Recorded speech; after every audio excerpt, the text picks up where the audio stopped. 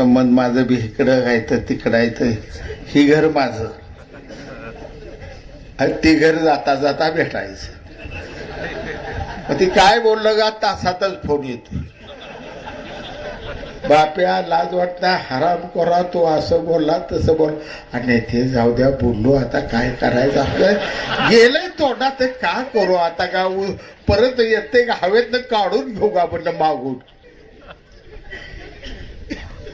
लहानपणची दिवाळी होती. गरिबी मुलकाची. पलीकड चुलत्याच घर प्रचंड श्रीमंत. तालुक्यात म्हणण्यापेक्षा जिल्ह्यात 2-4 श्रीमंत कुटुंबातला मराठा कुटुंब पलीकडं आणि आम्हीकडं गरिबी. आणि मग पलीकडे फटाकड्या बिटाकड्या ते आमचं चुलत भाव सगळं बाजार बिजार मोठा घेऊन यायचं. आपल्याला फटाकड्या नाही तर हे नाही त्या यायला का सगळी कापड्या नेत नाही.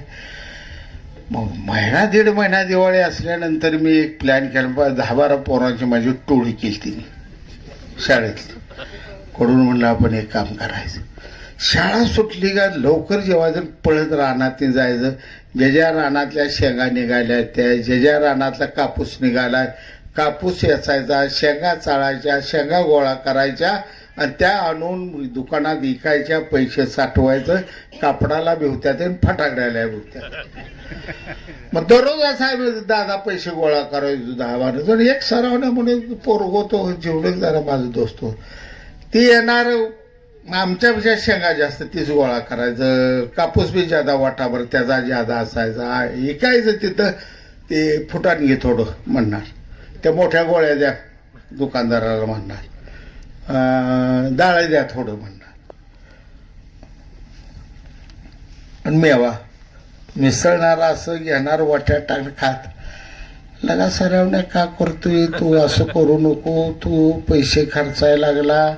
ही सगळी पोरं उद्या फटाकड्या उडवणार. तो तोंड बारकं करून बसणार. पाटील ग बसा तुम्हाला काय माहित नाही. सगळं शिस्तीत होतंय ग बसा म्हणला.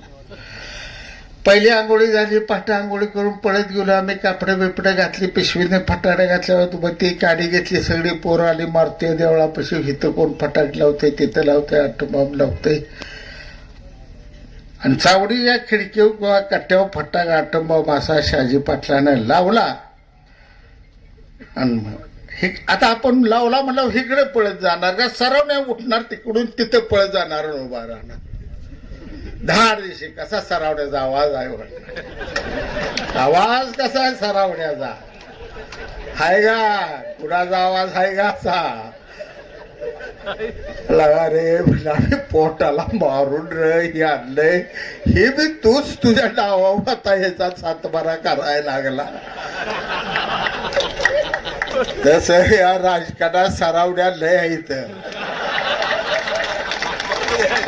सावध राहायचं ते सरावण्यापासून सावध राहायचं.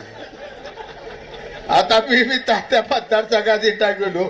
स्वर्गीय बाई गणपतराव देशमुख मी माझे गुरु ते मी गुरु मानत होतो सगळ्यांना माहित आहे.